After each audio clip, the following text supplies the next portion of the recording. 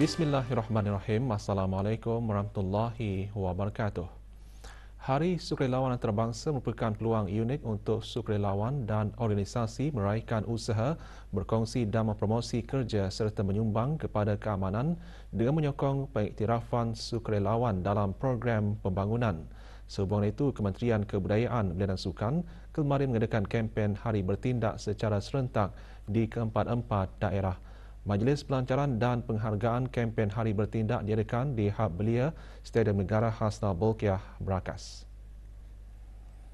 Hadirin berhormat Pihin Datu Laila Raja, Major Jeneral Besara Datuk Paduka Seri Haji Awang Halbi bin Haji Muhammad Yusof, Menteri di Jabatan Perdana Menteri dan Menteri Pertahanan Kedua, dan Yang Berhormat Datuk Seri Setia Awang Haji Nazmi bin Haji Muhammad, Menteri Kebudayaan, Belia dan Sukan.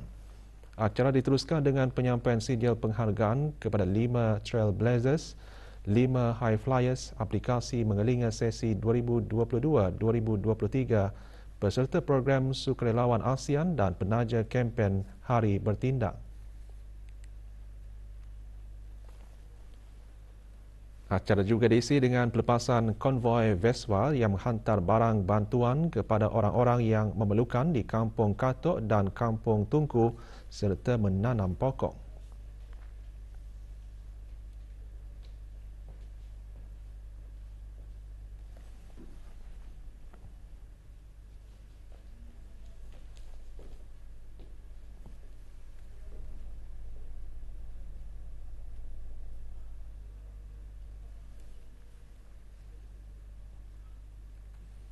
Bagi memeriahkan lagi acara kempen Hari Bertindak, pelbagai aktiviti sampingan diadakan di sekitar kawasan Hub Belia, Stadium Negara Hasna Bolkiah, Berakas.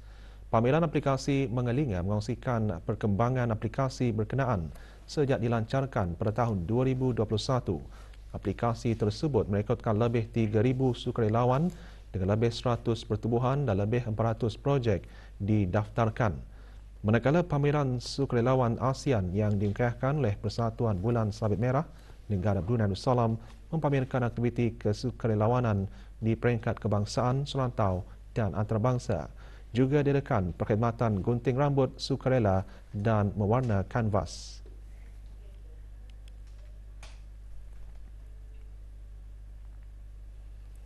Kempen Hari Bertindak merupakan salah satu inisiatif berterusan Kementerian Kebudayaan, Belia dan Sukan melalui Jabatan Belia dan Sukan untuk meraihkan Hari Sukarelawan Antarabangsa. Di daerah Temburong, aktiviti kempen Hari Bertindak bermula di Kompleks Dewan Kemasyarakatan Pekan Bangar. Hadir Pengiran Muhammad Amir Rizal bin Pengiran Haji Mahmud Setiausaha Tetap Kesukanan Kementerian Kebudayaan, Belia dan Sukan. Acara diisi dengan aktiviti menanam anak pokok, bengkel aplikasi mengelinga secara dalam talian, demonstrasi permainan tekbol dan kempen kebersihan. Juga hadir ahli Majlis Mesyuarat Negara.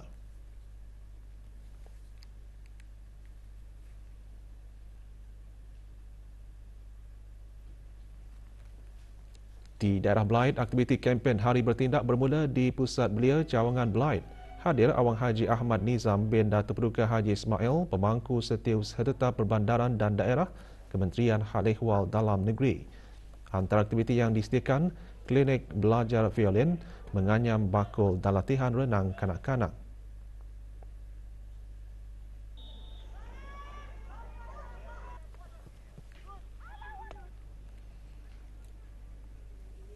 Pelbagai aktiviti juga diadakan di daerah Tutong. Hadir Dr. Siti Nurhalbi binti Haji Wahsal Felah, Pemangku Setiausaha Tetap Kemasyarakatan, Kementerian Kebudayaan, Belia dan Sukan.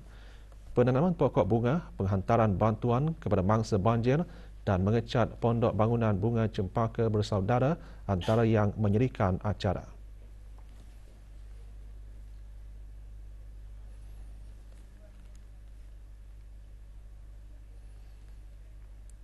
Kempen Hari Bertindak bersempena sambutan Hari Sukarelawan Antarabangsa juga diadakan di Masjid Kampung Lambak dengan penyampaian sumbangan kepada masjid berkenaan petang kemarin.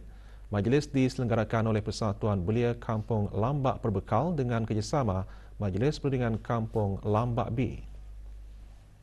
Sumbangan diserahkan oleh Awang Misli bin Haji Abdul Karim, Pegawai Daerah Brunei dan Muara, kepada Pegawai Masjid dan Imam Masjid Kampung Lambak. Di majlis tersebut berbekal antaranya menyumbangkan telekong baru, air minuman mineral dan pelbagai alat pencuci bilik air. Manakala Majlis Perundingan Kampung Lambak B turut menyumbangkan air minuman mineral dan barang keperluan masjid.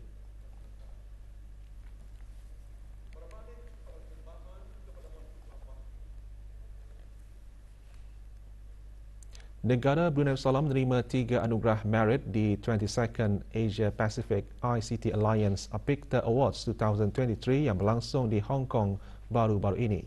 Mahat Islam Brunei menerima 2 anugerah merit di bawah kategori sekolah rendah dengan produk Brugency dan Mr. Grabish. Manakala ODE Aquaculture and Agriculture Companies Sdn Bhd menerima anugerah merit di bawah kategori teknologi Internet of Things of the Year dengan produk Aquatic Tech. Negara Brunei Darussalam turut diumumkan sebagai tuan rumah bagi 23rd APICTA Awards yang akan berlangsung pada tahun 2024. Delegasi negara pulang ke tanah air petang kemarin. Hadir di lapangan terbang antarabangsa Brunei bagi mengalukan kepulangan delegasi Pengiran Datuk Seri Paduka Haji Muhammad Tashim bin Pengiran Haji Hassan, Timbalan Menteri Hal Ehwal Agama.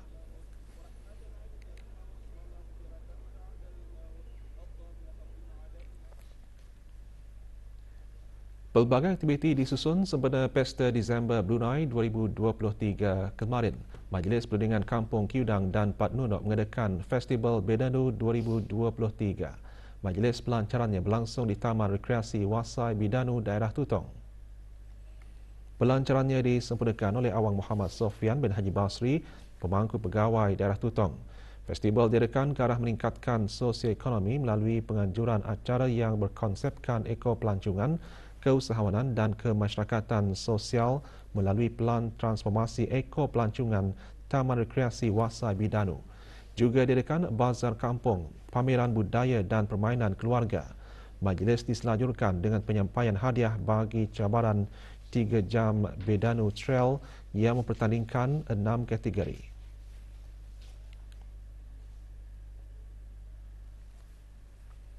Sementara itu, pertandingan mewarna untuk kanak-kanak diadakan di salah sebuah kompleks membeli belah di Kampung Beribi sempena Pesta Disember Brunei. 40 kanak-kanak mengikuti pertandingan berkenaan.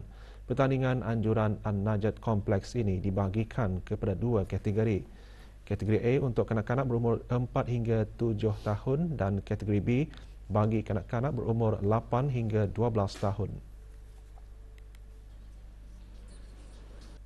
Harapan kami untuk mengadakan coloring contest ini untuk mengasah bakat anak-anak yang ada, kira rather than durang di rumah dengan gadget, kami berniat untuk mengurangkan gadget untuk family bonding dan dalam masa yang sama untuk men-spend masa cuti sekolah lah. Sepanjang lebih 40 tahun diadakan, program Civic Negara Brunei Darussalam memberi kefahaman dan maklumat terkini mengenai inisiatif murni kerajaan di samping memupuk dan menanam semangat kenegaraan dalam kalangan rakyat dan penduduk khususnya golongan belia. Perkara itu disentuh semasa majlis pembukaan program Civic Negara Brunei Darussalam. Acara diadakan di Jabatan Penerangan. Daeng Siti Bismi Nurul Iman binti Haji Awang Emzah, pemangku pengarah penerangan juga menyatakan Jabatan Penerangan tidak akan henti-henti meneliti dan melaksanakan program yang relevan selaras dengan kehendak negara dari semasa ke semasa.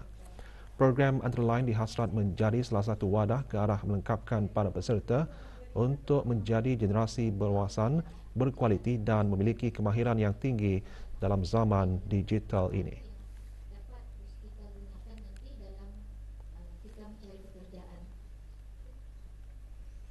Expo Mobiliti Pintar Brunei 2023 bersempena Pesta Disember Brunei yang diadakan di Dewan Bridek 1 dan 2 Jerudong mendapat sambutan menggelakkan daripada orang ramai.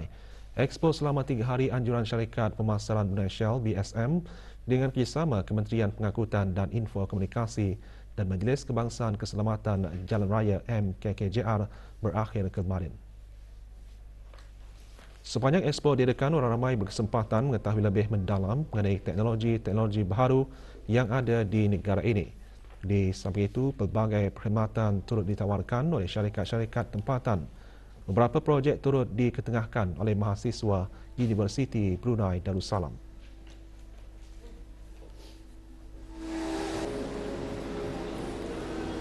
This odometry is more about localization, di mana kereta tu berada lah tanpa menggunakan GPS. Harapan probably this technology boleh dipakai lah on all of the cars di Brunei macam tu.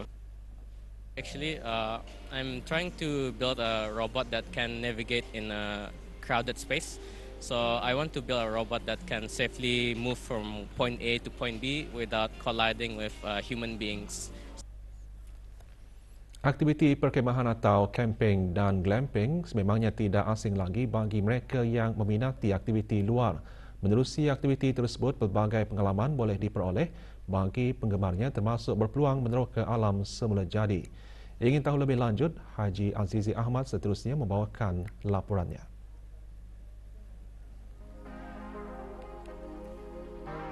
Tidak dinafikan, aktiviti perkemahan dan glamping baik untuk kesihatan, terutamanya dapat merehatkan minda dan emosi. Aktiviti ini akan menjadi lebih seronok jika dilakukan bersama keluarga dan rakan-rakan. Selain golongan dewasa, golongan kanak-kanak juga memperoleh manfaat daripada mengikuti aktiviti ini, antaranya melatih diri untuk berdikari serta mempelajari flora dan fauna. Macam pemasangan kem atau tena, memang sudah biasa dulu pahit jarinya semasa Angkatan Bersenjata Diraja Brunei. Dulu kami menggunakan alat-alat kayu daripada alam semula jadi. Jadi sekarang ini menggunakan yang pul-pul basilumnium yang sedia ada. Santai, they said healing, to bond the family together. Because nowadays kadang-kadang anak-anak tadi mau pergi hutan ni So the camping is set up, is family bonding. Kita ni dapat enjoy dengan bersama keluarga untuk meningkatkan silaturahim dengan keluarga. Bila terjadi aktiviti ini, jadi dapat kita ni meluangkan masa more untuk family. Aktiviti perkemahan juga melatih seseorang itu untuk berfikir secara kreatif dalam penggunaan barangan yang ada.